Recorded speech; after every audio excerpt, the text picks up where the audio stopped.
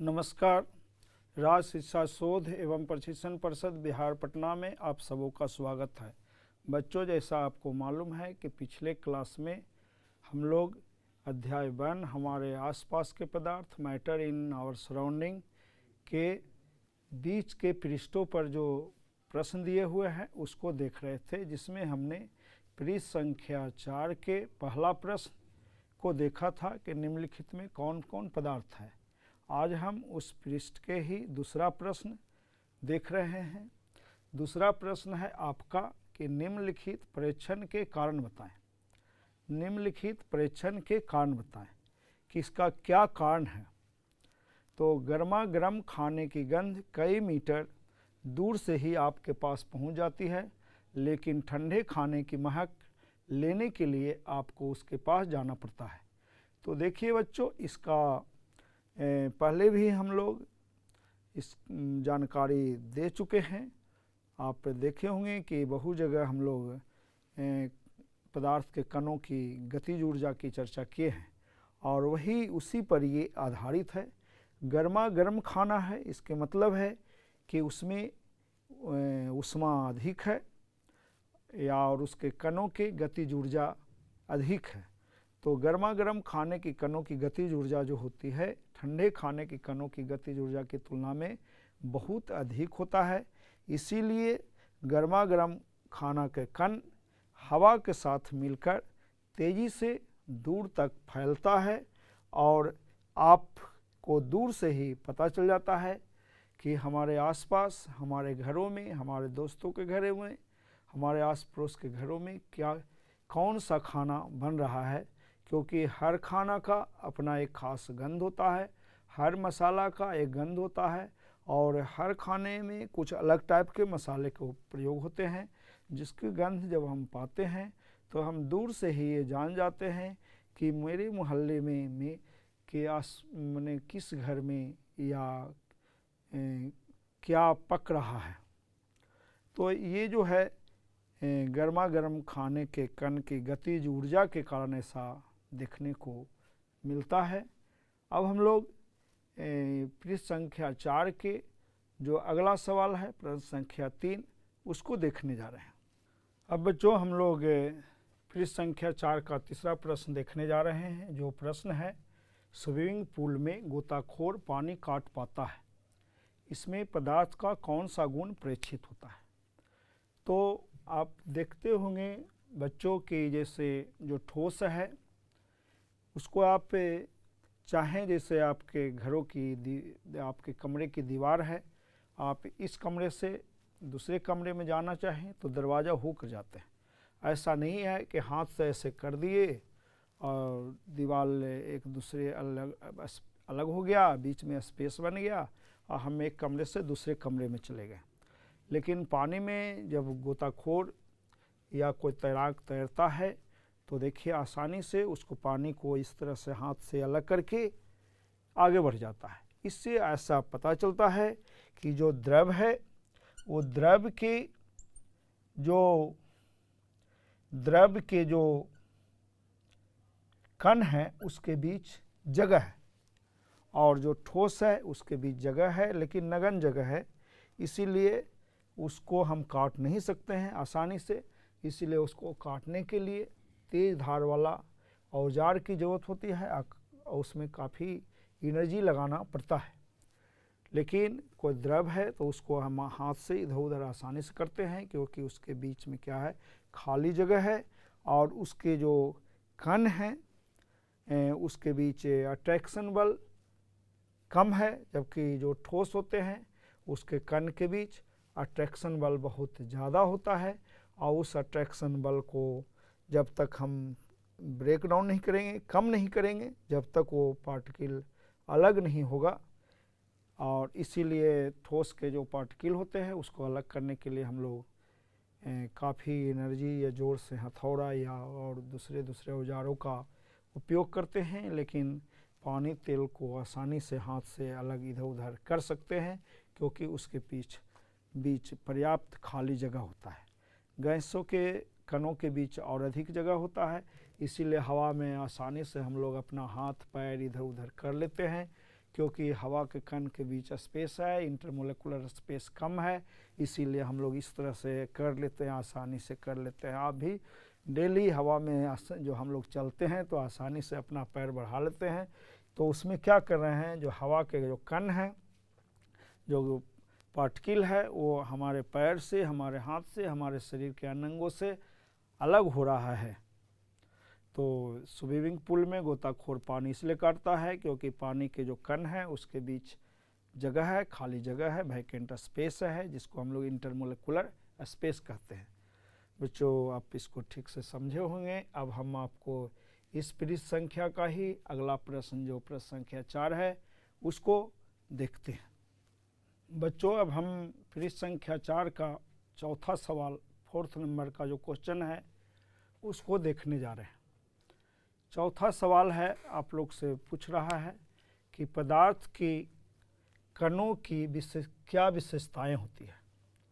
पदार्थ की कणों की क्या विशेषताएं होती है, यानी प्रॉपर्टीज कहिए या कैरेक्टरिस्टिक कहिए, characteristic of particles of matter.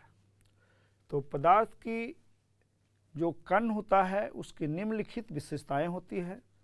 यहाँ हम लोग कुछ मुख्य विशेषताओं की चर्चा कर रहे हैं, जिसमें पहला विशेषता है पदार्थ के कणों के बीच रिक्त स्थान होता है।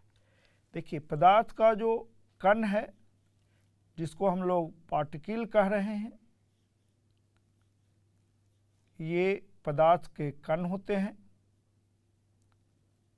और ये पदार्थ के जो कण हैं, जो पदार्थ के जो पार्टिकल है, उसके बीच जो ये जगह है, यही रिक्त स्थान है, जिसको हम लोग वैकेंट स्पेस कहते हैं, खाली जगह, रिक्त स्थान है। तो पदार्थ के कण के बीच रिक्त स्थान होता है, जिसको अंग्रेजी में कह रहे हैं वैकेंट स्पेस। जैसे आप यहाँ तस्वीर में देख रहे हैं कि ये पदार्थ है पूरा, और उसके ये सब पार्टिकल है, कण है, और इस कण के बीच खाली जगह है, रिक्त स्थान है, ये वैकेंट स्पेस है। ये सब जो देख रहे हैं यहाँ, जो हम इंडिकेट कर रहे हैं, ये सब क्या है, खाली जगह है। तो पहला इसका विशेषता है कि पदार्थ के कणों के बीच रिक्त स्थान होता है। हम दूसरी जो इसकी विशेषता की चर्चा कर रहे हैं, वो है कि पदार्थ के जो कण होते हैं एक दूसरे को आकर्षित करते हैं। ऐसे केवल आकर्षित ही नहीं करते हैं, एक दूसरे को विकर्षित भी करते हैं, यानी अट्रैक्ट भी करते हैं और रिपेल भी करते हैं। लेकिन हम यहाँ कह रहे हैं कि एक दूसरे को आकर्षित करते हैं। इसमें अगर जोड़ दें कि आकर्षित एवं विकर्षित करते हैं तो भी सही होगा। जैसे देखिए, ये पदार्थ के कण हैं, अब ये एक दूसरे को आकर्षित कर रहे हैं। उसी प्रकार से यहाँ कण है, ये भी एक दूसरे को आकर्षित कर रहे हैं। ऐसा नहीं कि आकर्षित ही करते हैं, विकर्षित भी करते हैं। तो ये जो सिंबल होता है, ये आकर्षण का सिंबल होता है, आकर्षण, अट्रैक्शन। कहीं आपको इस तरह का सिंबल दिया हुआ रहेगा तो इसको कहते हैं विकर्षण, रिपल्सन।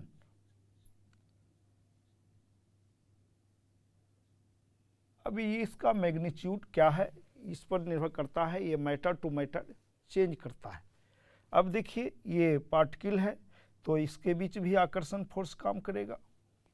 तो ये पदार्थ की एक मुख्य विशेषता है कि इसके कणों के बीच आकर्षण फोर्स लगता है, यानी पदार्थ के कण एक दूसरे को आकर्षित करते हैं।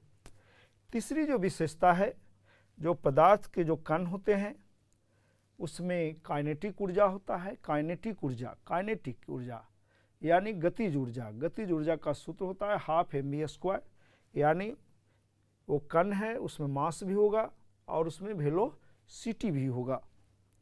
तो अगर मान लीजिए कि यही कोई पदार्थ है और इस पदार्थ के ये सब कण हैं, तो ये रैंडम मोशन में रहता है, इधर उधर घूमते रहेगा, कोई इधर घूमी, रैंडम मोशन। रैंडम मोशन माने डायरेक्शनलेस, कोई फिक्स डायरेक्शन नहीं होता है, तो इसी को हम लोग कहते हैं रैंडम मोशन। तो पदार्थ के कण निरंतर गतिशील होते हैं। हाँ, ये है कि अब पदार्थ के जो डिफरेंट अवस्था है, डिफरेंट जो स्टेट है, सॉलिड लिक्विड गैस, उसके जो कण का जो काइनेटिक एनर्जी होगा अलग अलग होगा। कहने का मेरा मतलब है कि उस जो गतिशील हो गए उसके जो गतिशीलता का जो स्पीड होगा वो अलग अलग होगा, उसकी जो वेलोसिटी होगी अलग अलग होगी। अब हम लोग दूसरे पृष्ठ का सवाल हल करने जा रहे हैं। तो बच्चों, हम लोग पृष्ठ संख्या 6 का, पेज नंबर 6 का प्रश्न संख्या 1 पहले देखने जा रहे हैं। ये प्रश्न संख्या 1 है, किसी तत्व के द्रव्यमान के प्रति इकाई आयतन को घनत्व कहते हैं। ये आप लोग जानते होंगे कि मास पर यूनिट वॉल्यूम को घनत्व कहते हैं, यानी घनत्व बराबर द्रव्यमान बटा आयतन। यहाँ आपको कुछ उदाहरण दिया हुआ है,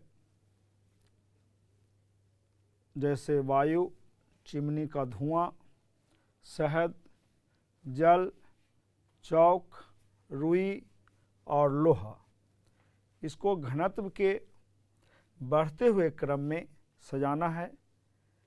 बढ़ते हुए क्रम के मतलब आप लोग जानते ही हैं कि जिसका सबसे कम घनत्व है उसको सबसे पहले लिखेंगे और जिसका सबसे अधिक है उसको सबसे बाद में लिखेंगे। तो जिसका सबसे कम है उसको, तो समान तौर पर ऐसा देखा जाता है कि ठोस का घनत्व द्रव से अधिक होता है और द्रव का घनत्व गैस से होता है। लेकिन कुछ अपवाद भी है, जो ठोस देखने में लगता है लेकिन उसके बीच काफ़ी स्पेस होता है और उसमें हवा यानी वायु भरा होता है। जैसे आपका उदाहरण है रुई। तो कन्फ्यूजन हो जाता है कि आखिर रुई का घनत्व जल या और दूसरे जो द्रव है उससे अधिक होगा कि कम होगा। तो घनत्व का जो पैरामीटर होता है वो द्रव्यमान पर यूनिट वॉल्यूम। मान लीजिए इकाई आयतन का कितना मास है, हम प्रयोगशाला में उसको माप करके मीजर करके देख भी सकते हैं, लेकिन अगर संभव नहीं है तो थोड़ा ठोस, द्रव और गैस की मदद से भी हल किया जा सकता है।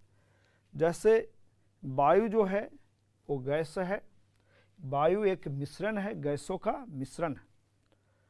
तो वायु गैसों का मिश्रण है यानी गैस है, तो वायु का घनत्व कम होगा। चिमनी का जो धुआं निकलता है उसमें कुछ सॉलिड पार्टिकल्स भी होते हैं, जिसके वजह से उसका चिमनी के धुआं का घनत्व वायु के घनत्व से थोड़ा ज़्यादा होगा।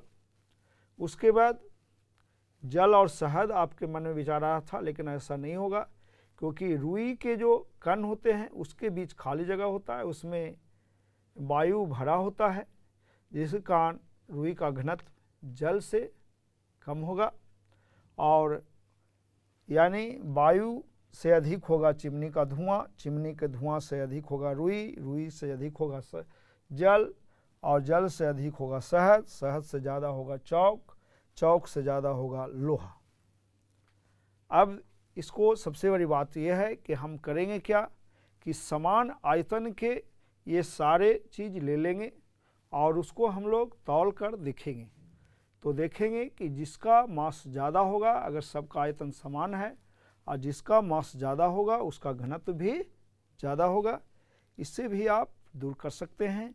और जनरल होता है कि ठोस का घनत्व द्रव से ज़्यादा होता है, द्रव का घनत्व गैस से ज़्यादा होता है। अब हम लोग बच्चों पृष्ठ संख्या 6 का अगला सवाल देख रहे हैं। बच्चों हम लोग पृष्ठ संख्या 6 का दूसरा सवाल देखने जा रहे हैं। इसमें 2 सवाल है, ए और बी करके। ए में है पदार्थ की विभिन्न अवस्थाओं के गुणों में होने वाले अंतर को सारणीबद्ध कीजिए।